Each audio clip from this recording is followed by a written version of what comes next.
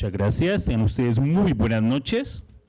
Yo soy Óscar Javier Descanse y vamos a presentar a nuestro invitado en este Viernes de Letras. Arrancamos. En el Zaratustra de Nietzsche leemos: 3 transformaciones del espíritu les menciono, cómo el espíritu se convierte en camello, y el camello en león, y el león por fin en niño.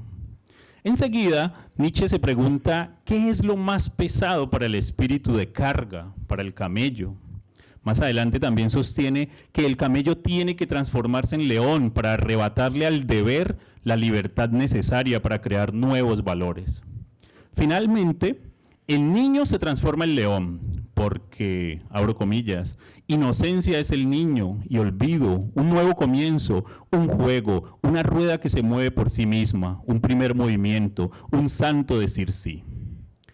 3 transformaciones también ha vivido el profesor, el escritor Óscar Osorio, protagonista de este Viernes de Letras. El profe Óscar Osorio nació en 1965 en el corregimiento de La Tulia, en Bolívar Valle. Vive en Cali desde sus 7 años. Estudió su licenciatura en literatura y su magíster en literatura latinoamericana aquí en la Universidad del Valle.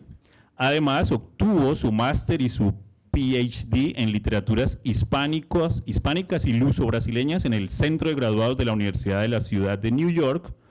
En esta faceta de formación académica, Osorio escogió la carga más pesada para el espíritu, el fenómeno de la violencia en Colombia. Cargó este peso con gran dignidad, pues sus trabajos sobre la violencia, el sicariato y el narcotráfico en la narrativa colombiana le han consolidado como la voz más autorizada al respecto. Quien quiera aprender a investigar o a escribir crítica literaria, máxime si se interesa por la literatura sobre la violencia en Colombia y en América Latina, tendrá que leer los textos de Óscar Osorio. En ensayos como Historia de una pájara sin alas, de 2003, Violencia y marginalidad en la literatura hispanoamericana, de 2005, El narcotráfico en la novela colombiana, de 2014, El sicario en la novela colombiana, de 2015 y Las ruinas del paraíso, en 2020. También habría que anotar sus artículos sobre Viento seco, una novela sobre la violencia bipartidista en Colombia. Desde 1993, Osorio se desempeña como profesor aquí en la Escuela de Estudios Literarios de la Universidad del Valle. Su labor académica y de investigación dedicada y rigurosa le permitieron ganarse como un león algo de libertad para escribir poesía en libros como La balada del sicario y otros infaustos, de 2002, Poliafonía, de 2004, cuentos, mucho cuento, en Hechicerías, de 2008, Una porfía forzosa, de 2012 y La casa anegada, de 2018. Ahí van a encontrar un relato genial del mismo nombre, Una casa anegada, en el que finalmente encontramos esa marca de la muerte que representa la humedad, ¿no? el inundarse. Crónicas sobre diversos hechos de la realidad nacional, como la masacre ocurrida en el Diners Club en su libro de 2003, en coautoría con James Valderrama, que nos acompaña el día de hoy, en un libro que se llama La mirada de los condenados. También encontramos crónicas en Un largo invierno sin promesas, de 2016. Gracias a la beca Fulbright de 2020, el escritor Óscar Osorio pasó un año en Estados Unidos entrevistando a inmigrantes colombianos en ese país, cuyas historias se recogen en el libro de crónicas Allende el Mar, publicado en 2023 por Tusquets Editores en su colección Andanzas. Este año 2025, en la 50ª edición del Premio Nacional de Periodismo Simón Bolívar, el profesor Óscar Osorio recibió el premio al libro periodístico por sus crónicas de Allende el Mar. Enhorabuena, profe Osorio. El espíritu también tenía que transformarse del león al niño. Si bien todos los libros mencionados dan buena cuenta del talento literario que despliega el autor, su obra novelística merece una mención especial, pues se trata de obras en las que el escritor libera al niño creador del que nos habla Nietzsche. En 2007, el profesor Osorio ganó la edición número 32 del Premio Cáceres de Novela Corta por su libro El cronista y el espejo.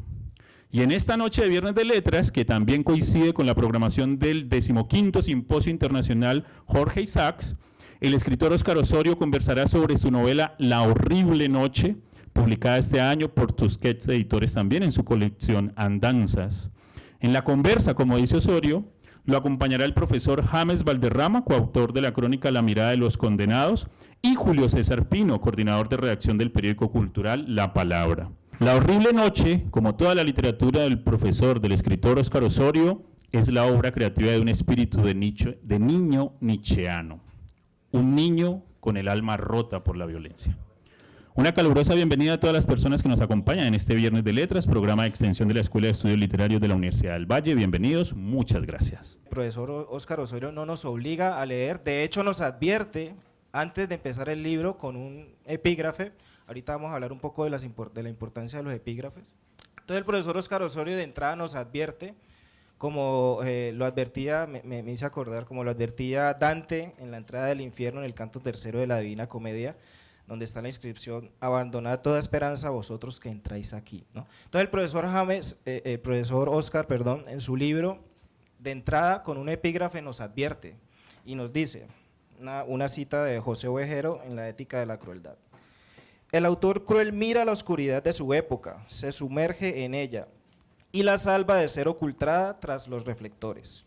La cuestión que todo escritor y todo lector debe plantearse antes de empezar un libro cruel es: ¿quieres mirar o prefieres seguir confortablemente transitando solo por las aceras iluminadas? ¿No? Entonces yo quiero preguntarte, profesor Óscar, sobre esa postura ética que tú desarrollas o planteas en tu novela La horrible noche. Cuéntanos un poco de esa postura ética de narrar el horror. Muchas gracias a Julio César y a James por acompañarme en la presentación de la novela. Y muchas gracias a Óscar Descanse por esa presentación tan bonita que hizo del niño con el alma rota, que me gustó mucho. Pues es que la reflexión que yo llevo varias décadas trabajando el tema de la literatura de la violencia en Colombia, y lo he hecho desde la crítica literaria, pero también desde la creación y desde la crónica.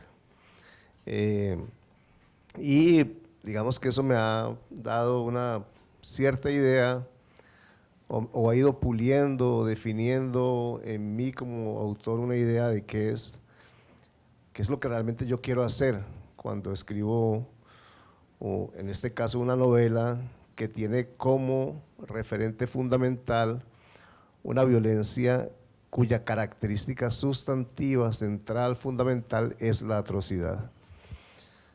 De hecho, hace poco estuve en la Pontificia Universidad Católica de Chile dando una conferencia en un coloquio sobre literatura de la violencia en Latinoamérica, sobre el tratamiento literario de la violencia atroz en la literatura colombiana. Y yo creo que lo fundamental allí es que haya una posición ética en relación con cómo se trata esa violencia atroz. Y preparando esa charla leí un libro sobre el que hablamos esta semana con Carmiña Navia, Los Divinos, de Laura Restrepo. Lo releí de nuevo.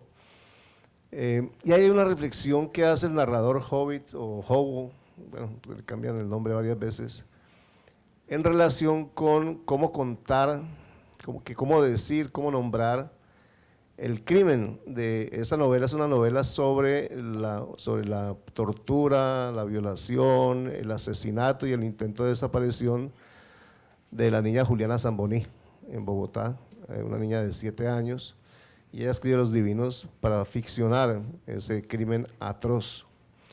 Y en algún momento Jobo es uno de los amigos, uno de los que hace parte de la pandilla del asesino de la niña, y él comienza a pensar en cómo nombrar eso, es decir, cómo decirlo, y recurre al expediente, pero siente que hay algo que se está perdiendo, que el expediente no es suficiente. Y durante las 7 u 8 páginas, él nos dice cómo ese crimen está, esa niña, esa atrocidad está en su cerebro y no logra salir de allí, lo agobia extraordinariamente. Y al final decide que el crimen debe nombrarse sin eufemismos. y entonces cuenta que la niña fue violada, golpeada, mordida, y hace un párrafo, es un párrafo en la novela, por supuesto, en el que aparece con todos los detalles la atrocidad con que fue asesinada esta niña. Y la reflexión que hace Jobo es,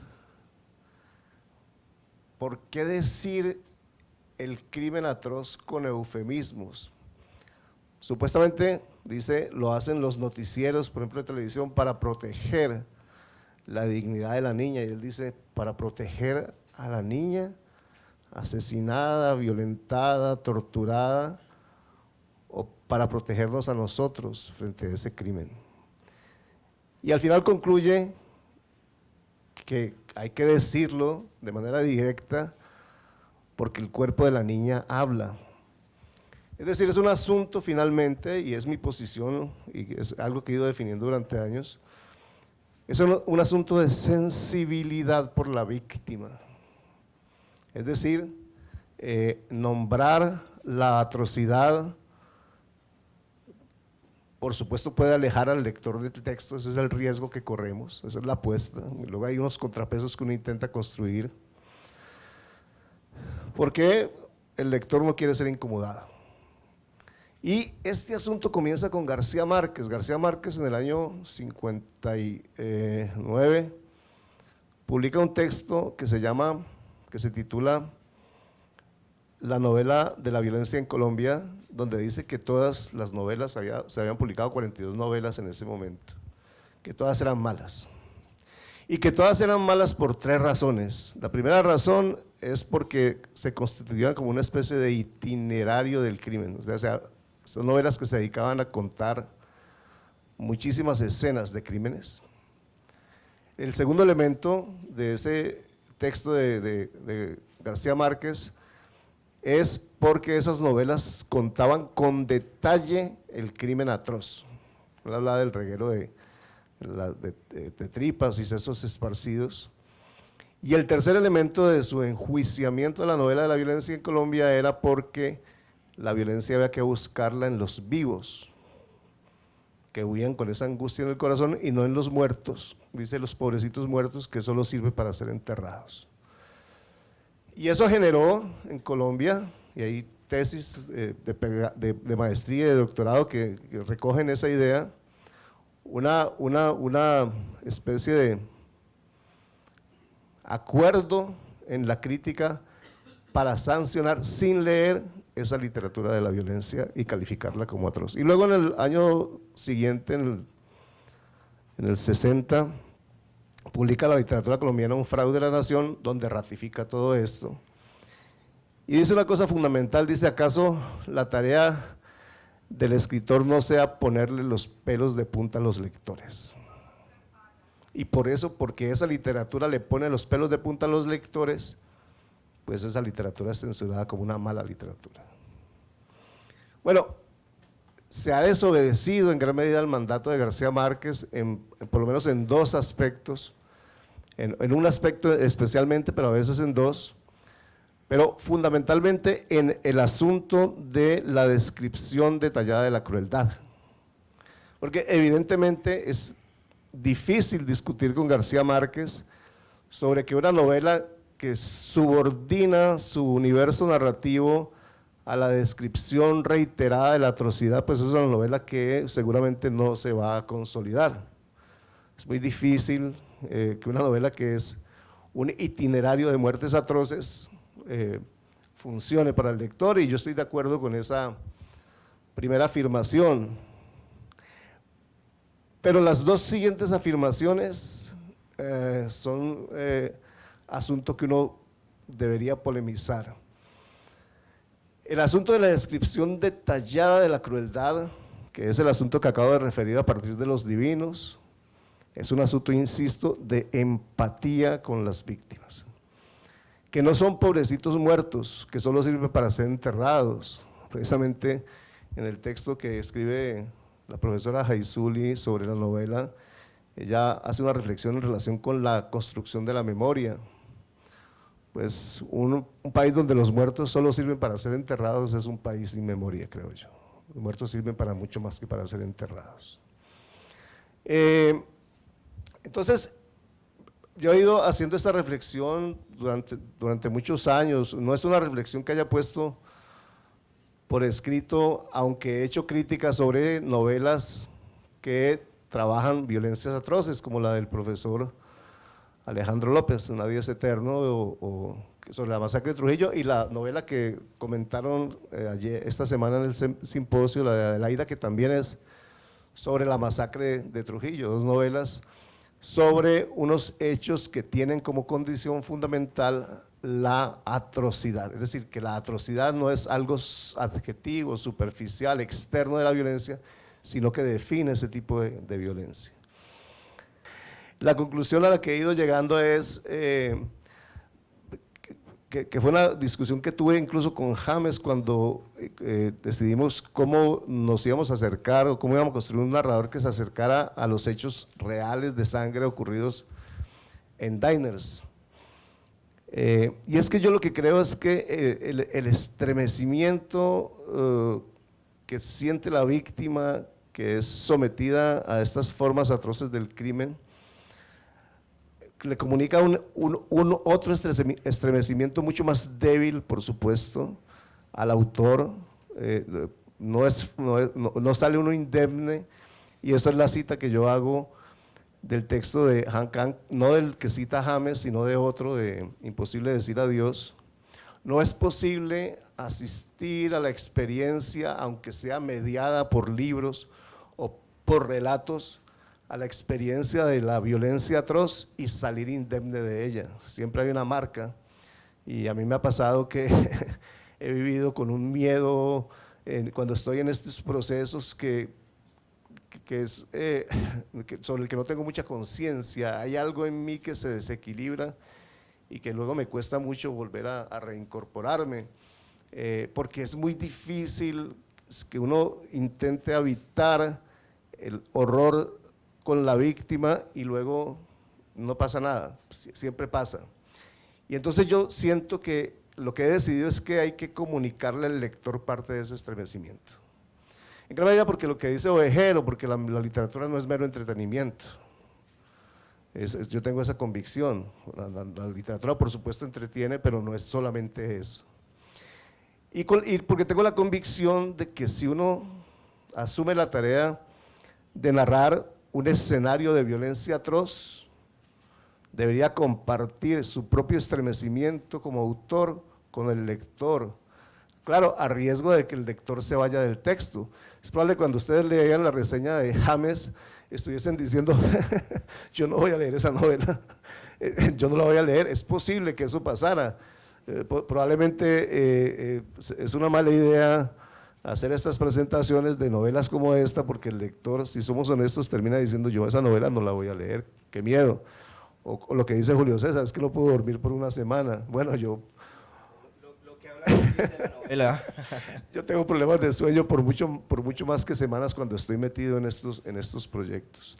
Entonces, eso es, y eso es lo que el texto que cita James, el texto, además que lo recomiendo, precioso, de Ovejero, La ética de la crueldad, sostiene, ¿no?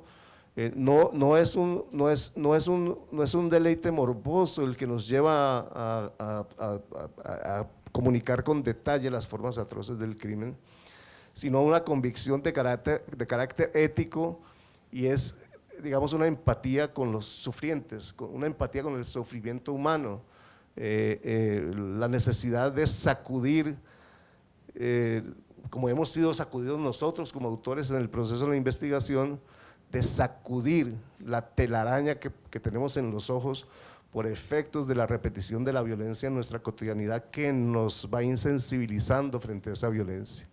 Y la novela tiene ese carácter, tiene esa capacidad de convertir esas estadísticas, esos nombres vacíos, en seres sufrientes que se sientan con el lector en el escritorio o en la cama o en el sofá donde está leyendo el libro, se sientan a sufrir con él. Y esa es como la propuesta del texto, que yo sé que es una apuesta difícil, pero bueno, yo espero que los lectores agradezcan al final esa propuesta. Yo le comentaba a Oscar que Andrés González, cuando es desaparecido de esa cosa, uno tendría varias formas de terminar esa novela, pero aparece al final un personaje que es Oscar Alexis, y Oscar Alexis es un personaje que viene del Cronista y el Espejo, junto con Machete y esta cosa. Y empezaba a ver toda una propuesta mucho más robusta que va más allá de la novela. Incluso uno empieza a pensar, conociendo El Cronista del Espejo, conociendo La Horrible Noche, empieza incluso uno ya a explorar ese universo en relación con una tercera novela. Entonces, no sé si eso realmente tenga un asidero o no, o qué es lo que pretendemos hacer en relación con este universo más amplio, más grande que desborda la misma novela.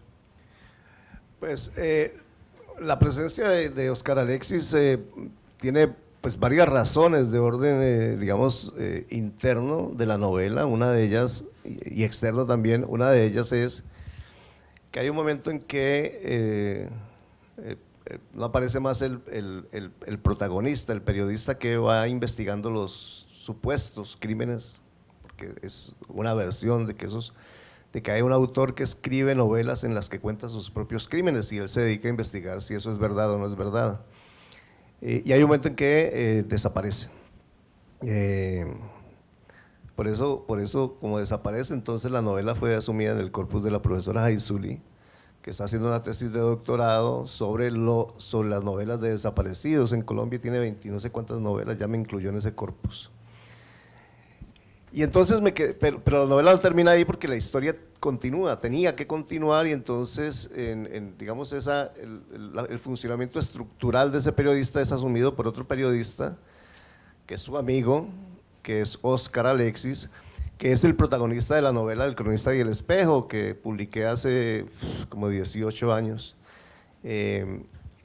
Digamos que esa es la razón estructural, necesitaba continuar el periplo narrativo de Andrés en Oscar Alexis.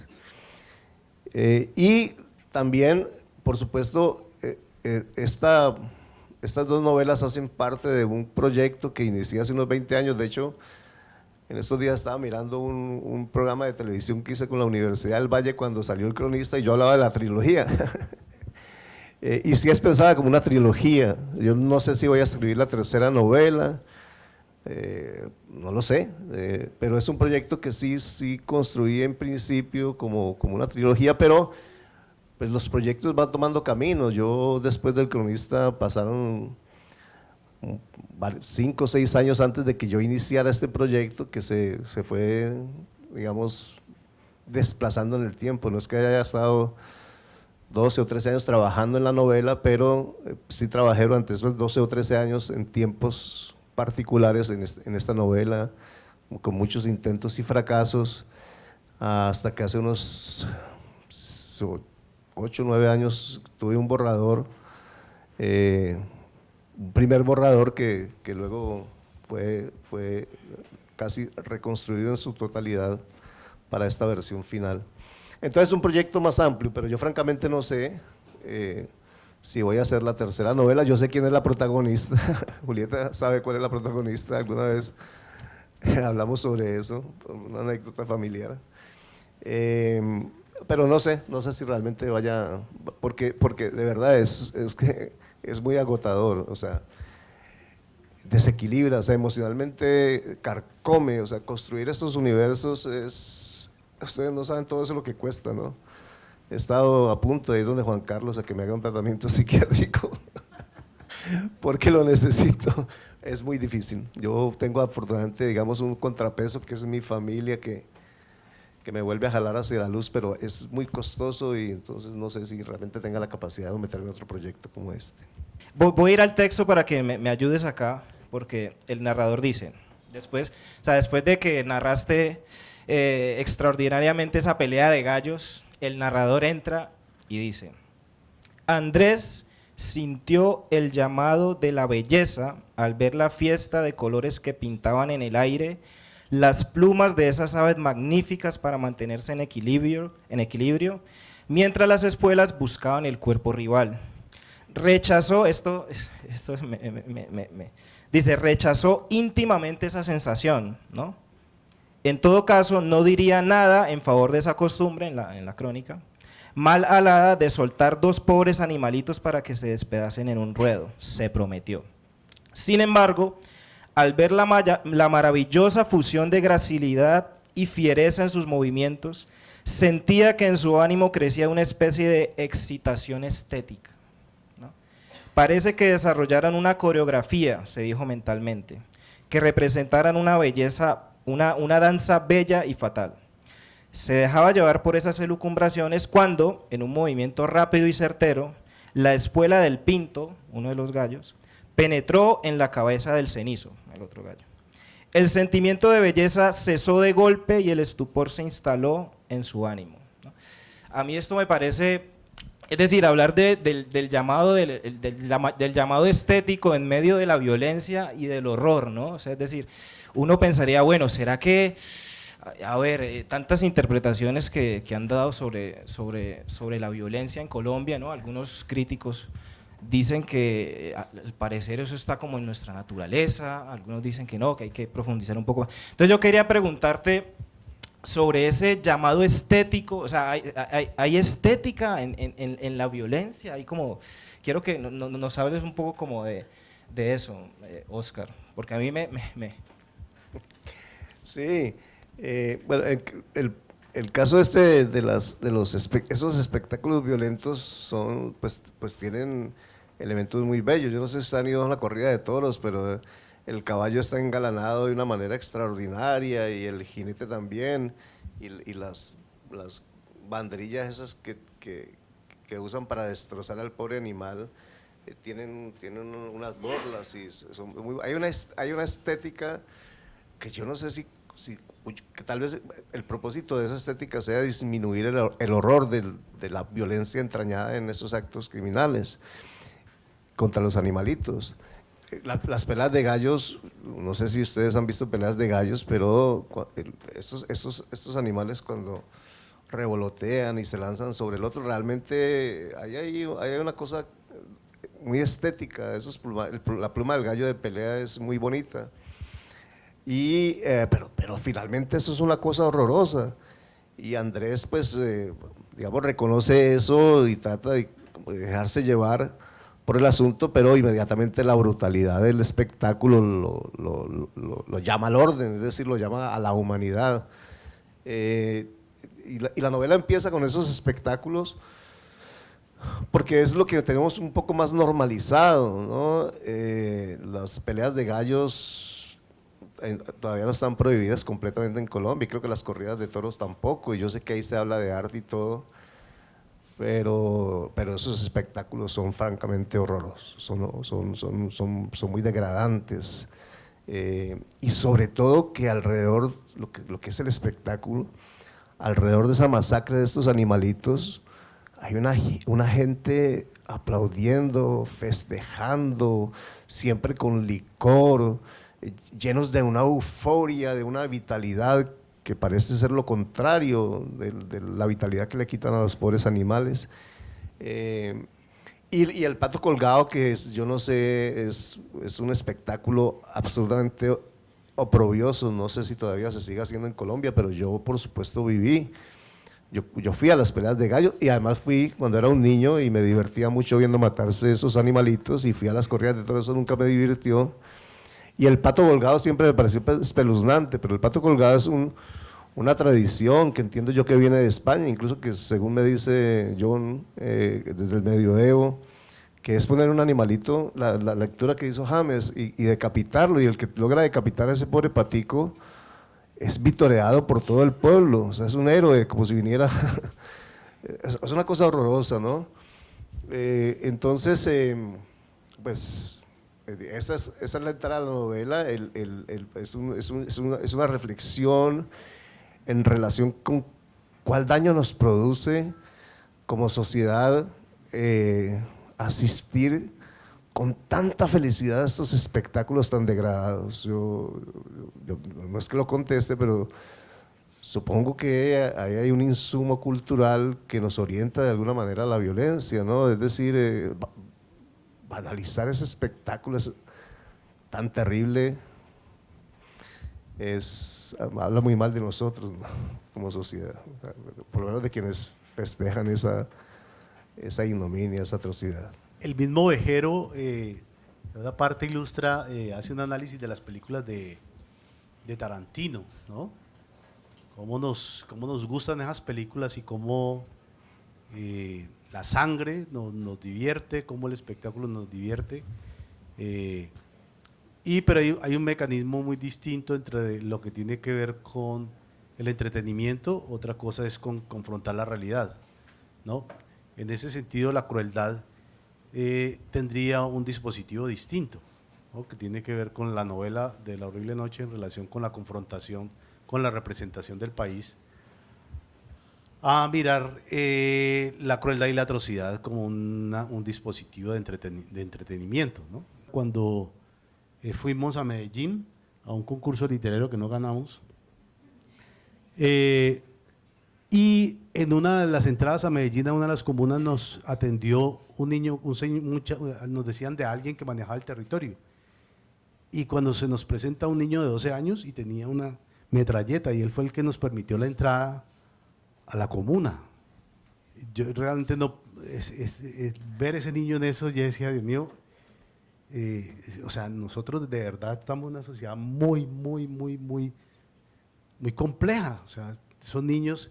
Entonces en la novela, por ejemplo, digamos, el que organiza la pelea y el que está allí es ese niño, la manera como lo describe es absolutamente… Sí, eso es. Bueno, ya les dije, yo asistí, además felizmente, no felizmente, con felicidad, a esas peleas de gallo, y yo gritaba, e incluso apostaba, y tenía 11 años cuando iba en mi pueblo a esas corridas. Por supuesto no había un distanciamiento, yo disfrutaba el asunto. Es posteriormente que entiendo la brutalidad de las peleas de gallos y de las corridas. Pero en esos espectáculos siempre hay niños, por lo menos en los pueblos siempre había niños, siempre, los muchachos del pueblo íbamos a las peleas de gallos. Y no es que sobre las peleas se construya siempre, o que la literatura construya una posición sancionatoria de ese espectáculo terrible. Una de las grandes novelas de la violencia es El día señalado, de Manuel Mejía Vallejo, que tiene como hilo central de construcción un cuento previamente publicado por él, que es La venganza, que es la historia de un gallero. Y ahí hay una visión muy normalizada del asunto de los gallos, y todavía hay peleas de gallos en los barrios, y los galleros, pues, obviamente lo ven bien, o sea, pero a mí, digamos, a mi sensibilidad de hoy, no de la del niño, a mí eso me parece francamente un horror, y por eso quise dejarlo allí consignado. Bueno, en tu libro también, así lo leí yo, porque a ver, además del horror también hay otros temas muy interesantes, ¿no? Como por ejemplo, hay una, así lo tomé yo, una crítica a los críticos literarios, ¿no? Y al mundo editorial también. Hay una crítica literaria que sobreinterpreta, a la que le interesan más los modelos teóricos que cita, que dar cuenta realmente de qué es lo que tiene el texto. Entonces, si es un texto sobre la violencia, entonces dicen que ese tiene el hipotexto de la Divina Comedia, y que entonces es el infierno lo que se está representando, y hacen unas disertaciones que uno dice, no tiene nada que ver con el texto. Y yo me he encontrado textos realmente que parece crítica de broma, es decir, que uno dice, esto no se sostiene en los textos. Yo tengo en mis clases, mis estudiantes saben, yo critico mucho la crítica que no consulta realmente profundamente el texto, que le impone un aparato al texto y lo pone a decir lo que el crítico quiere decir. Entonces, en algún momento seguramente había leído algún texto crítico sobre la violencia, sobre todo de algunos autores de la Academia Norteamericana, que son colombianistas y que a veces dicen unas cosas francamente terribles. Seguramente, pienso yo, y y esa, que yo creo que no es una crítica, sino como una burla, ¿no? Como que lo cogí de recocha a ese crítico y tal vez me excedí un poco, ¿no? Porque también a veces la crítica banaliza. Estas novelas de la violencia son novelas que en su mayoría, en la tradición literaria colombiana, en su mayoría, son propuestas que tienen una posición reprobatoria de la violencia y de los criminales. Yo sé que eso no hace parte de la convención, que todo el mundo piensa que estos son los escritores de la violencia, son escritores como enfermos que producen unos textos horrorosos porque no tienen nada más que hacer y porque tienen alguna especie de espíritu dañado. Pero en general no es cierto. Pero uno escucha los comentarios de quienes realmente no conocen ni la crítica ni la literatura de la violencia, que destruyen eso, y que dicen que eso es un espectáculo. Mire, yo en mi libro, El sicario en la novela colombiana, yo dedico tal vez 30 páginas a discutir el concepto de sicaresca, que se lo inventó Faciolince, se le ocurrió, y luego hay que ver el efecto que eso tuvo en la crítica, ¿no? Un concepto que puede ser divertido, pero que luego cuando eso le funciona, entonces publica un segundo texto donde amplía el primero para demostrar la conexión que hay entre la picaresca y la sicaresca. Y detrás de eso se viene una estela de críticos a juzgar esa literatura como una literatura mercenaria, que es como la califica Faciolince, y ya está, y los autores quedan destruidos. Entonces, un poco contra cierta crítica liviana que se construye esta. Además me divertí mucho burlándome de este crítico, la verdad, me divertí mucho. Sin decirlo, ya sabemos quién es el crítico de la novela. A mí también me abrumó mucho que se pudiera establecer una relación entre las letras y el narcotráfico. Yo decía, no, Dios mío, eso es una cosa, y plantear este ejercicio de banalización tan fuerte. Yo decía, si la academia entramos en relación con el narcotráfico de esa manera, pues es un país que realmente estamos transformando todo en relación con una estructura criminal que nos arropa a todos. Y eso me pareció muy novedoso. Yo quería preguntarte eso, ¿de dónde? Pero es que, eso no es, o sea, ojalá me lo hubiera inventado yo, pero decía Álvaro Bautista en su charla, pues que siempre hay, creo que era Álvaro el que decía que finalmente no nos inventamos todo, es decir, siempre estamos, lo que decía Quevedo en su poema en la Torre de Abad, ¿no? de que siempre estamos en comunicación con los difuntos, todo texto literario es el producto de un diálogo literario con los autores que hemos leído. Hay un texto que yo considero una de las grandes novelas que se ha escrito en Colombia sobre el tema del narcotráfico, que es la novela de Darío Jaramillo Agudelo, que es Cartas Cruzadas. Y el personaje de esa novela es un personaje que él construye como un personaje que queda hermético a la posibilidad de la infiltración del narcotráfico, es decir, es un profesor universitario que da conferencias internacionales, es doctor en literatura, le va muy bien, está nombrado en una universidad pública en Bogotá, tiene una esposa de la que uno se enamora, con la que tiene una relación maravillosa. No hay nada, digamos, en la construcción de este personaje que permita que el virus del narcotráfico se le infiltre. Y de pronto se encuentra con su amigo Esteban, que es un rico, no vayan a hacer extrapolaciones, no es un rico que es arquitecto, que multiplicaron su riqueza construyendo en la época del cartel de Medellín, es decir, que la familia de estos constructores se enriquecieron vendiéndole propiedades a los narcotraficantes, bueno, por ahí candidatos presidenciales y todo. Bueno, el asunto es que se encuentra con este señor en Nueva York y allí van a un hotel de lujo donde aparecen figuras del espectáculo y el tipo le entra el virus del narcotráfico solo por la experiencia del lujo, es decir, le entra la codicia y termina un proceso de descomposición del personaje. Entonces, la relación literatura y la construcción del narcotraficante, pues no me la invento yo. Entonces, en la novela anterior, este tipo pues, le gustaba la poesía y este otro es que escribe novelas, que realmente se las acomoda un novelista verdadero. Que esa es otra historia que hay en la novela, porque la novela no es solamente la historia de Andrés y el asesino, sino que hay una historia de amor que a mí me gusta mucho entre Norma, que fue la novia de Andrés, y Adriana, que es su nueva novia, con la que ella encuentra una salida a todo este horror de la violencia en el amor, y esa historia a mí me interesa mucho. Está la historia de Valencia, que es un escritor envejecido, enfrentado a eso que trabaja también Philly Roth en la humillación, a la ausencia, a la pérdida del talento por la edad, ¿no? Bueno, hay otras historias allí que creo que son importantes, pero están articuladas alrededor de este supuesto escritor asesino. Entonces yo quería preguntarte, profesor Oscar, si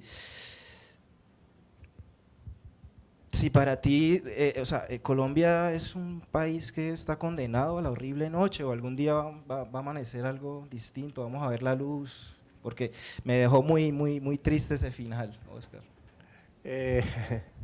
Sí, Alejandro, mi gran amigo Alejandro López siempre me ha criticado mi pesimismo y él lucha por ser optimista, pero la verdad es que cuando uno consulta la realidad de este país, le queda muy poco margen para el optimismo. Esa es mi percepción. Yo espero que sí, hay esas tesis que tú mencionabas ahora, que incluso están en novelas de novelistas muy importantes como Gardiazabal, como Franco Ramos, como Humberto Valverde, que las explicitan allí, que dicen que nosotros tenemos esta proclividad a la violencia porque somos el producto de lo más descompuesto de los españoles, los africanos y los indígenas, y eso genera una ontología perversa, y sostienen eso en sus novelas, lo que me parece… Esas son teorías del siglo XIX que fueron ya muy superadas, pero todavía ellos en sus novelas dejan esas consignas, ¿no? Que son novelas sobre la violencia además. O esa idea de la cultura de la violencia también a mí, yo sé que hay insumos culturales como estos espectáculos sangrientos que pueden, digamos, orientar hacia la violencia. Hay unas, digamos, razones de carácter estructural, la precariedad del Estado, la ilegalidad ambiente, bueno, eso ha sido más o menos estudiado, pero ninguna explicación agota realmente, ninguna explicación agota el problema, no hay una explicación que uno considere suficiente para entender la violencia en Colombia, hay algo más allá, algo que se escapa, algo que yo francamente no sé qué es, y que es precisamente la indagación que hace uno en estas novelas, ¿qué es eso? A ver si narrativamente queda el asunto. Pero yo creo que el país va a tener que encontrar, tarde o temprano, ojalá me toque a mí, yo francamente no creo, yo me ilusiono mucho con el proceso de paz, con las FARC, yo de verdad escribí, yo escribí un texto que me publicó mi amigo Kevin en la revista de comunicación, que es historia de un libro donde yo cuento cómo James y yo hicimos la mirada de los condenados, y al final añado 2 párrafos donde muestro mi optimismo frente al proceso de paz, porque yo dije realmente este es el primer paso de un camino que va a ser largo, pero que nos va a conducir a unos esquemas de convivencia más alentadores, no la paz como se dice, pero sí una sociedad donde la muerte no sea el pan nuestro de cada día. Y eso se abortó porque las clases dirigentes de este país y los grupos criminales pues, no cesan, tienen, como el profesor lo decía ahora, la guerra paga, y paga muy bien, muy bien. Y mientras esté el tema del narcotráfico, de la droga, de la ilegalidad de la droga, no de la droga, sino de la ilegalidad de la droga, que es lo que permite construir empresas criminales, va a ser muy difícil que el país salga de esto. Yo francamente no sé, supongo que algún día pues, va a terminar, con toda seguridad va a terminar, porque es que no es que nosotros tengamos ese gen violento, yo eso sí no lo creo.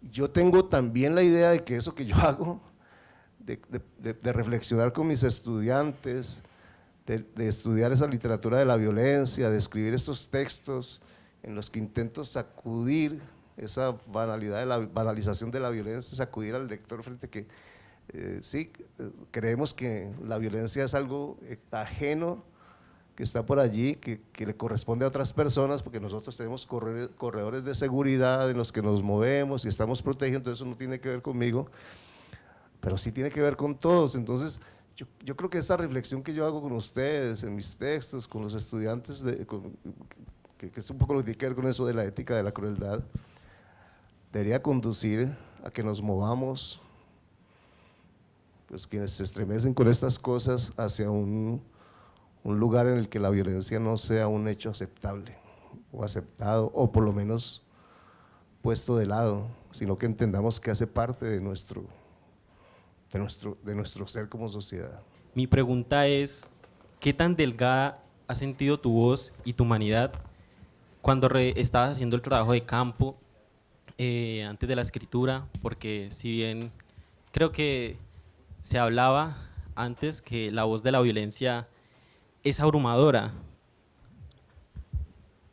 ¿cómo es ese proceso de encontrar ese espacio en la escritura para narrar ese horror que solo se conoce desde adentro? Por espíritu de supervivencia, muy tempranamente en mi vida entendí, se formó en mí una convicción, probablemente por el escenario familiar en el que viví, que fue un escenario en el que el amor era el fundamento de nuestra cotidianidad con mis padres, que tuvieron 63 años de un matrimonio sin peleas, sin disgustos. Y yo incorporé esa estructura en mi vida. Yo tengo un matrimonio con mi esposa de 35 años, con 3 hijos, en una casa donde no hay discusiones ni peleas, donde el amor es el elemento que nos nuclea y que define nuestro estar en el mundo. Y eso es lo que me permite a mí que esa afectación, que insisto, es inevitable cuando uno se enfrenta a estos escenarios de violencia, ese regocijo con la familia, con los amigos, con que tenemos una relación de amistad de muchos años con mis estudiantes, eso me jala hacia la luz, para usar pues la imagen, ¿no? Eso me trae de nuevo, me reconforta y me hace salir de esa especie de fractura que se instala en mi ser cuando estoy metido de lleno en estos procesos de escritura o en estas investigaciones. Entonces yo pongo el amor como un elemento que cura, que sana, que me saca, que me revitaliza, que me hace vivir de nuevo feliz en el mundo. Y en relación con el tratamiento literario de lo atroz, es que llevo casi 4 décadas trabajando esto, definiendo una propuesta estética sobre la que ya estoy muy convencido. Nosotros tuvimos con Aragón, con López, con Valderrama, con otros amigos, creo que ni nadie más aquí de Botella y Luna, un taller que se llamó Botella y Luna, que operó durante 10 años. Todos los fines de semana nos leíamos, nos criticamos con furia. Alejandro, por ejemplo, se ha vuelto una persona decente. En esos talleres era de una agresividad súper, era muy violento realmente. Está más calmado. Y esa reflexión de cada 8 días sobre nuestras prácticas literarias era una reflexión que nos fue cualificando en la construcción de un estilo literario, de una prosa que en general quienes me leen siempre han reconocido una prosa muy acabada, muy limpia, muy eficaz. Yo creo eso, yo creo que yo tengo esta convicción a propósito del asunto. Yo creo que una de las razones para que el lector se quede en el texto a pesar de lo espeluznante, porque yo sí creo contra García Márquez que tal vez ponerle los pelos de punta a los lectores sí es una tarea del novelista. En este texto yo lo hago. Pero hay una felicidad del lector en la construcción del texto, en el tratamiento, en la elaboración, en la propuesta narrativa, en la manera como se construye la estructura del texto, la artesanía de la prosa, el sentido del ritmo, la ambientación que se construye, es decir, todos los procedimientos literarios deberían producir una felicidad estética en el lector que contrarreste lo abrumador que puede ser el tema de la violencia o las escenas a las que asista, y espero que eso esté, es mi esfuerzo. Yo no creo en una literatura en la que se hace el lirismo de la violencia, me ha parecido siempre un horror, y por eso el desafío es una prosa austera, eficaz, muy limpia, pero que produzca felicidad en el lector y que no le construya un artificio que a mí me parece terrible para nombrar el horror. El horror no se nombra con rositas literarias, como lo hacen algunos autores. El horror se tiene que nombrar con eficacia comunicativa. Y eso no va contra la belleza del texto, y eso es lo que intento, y ojalá, bueno, ojalá lo logre.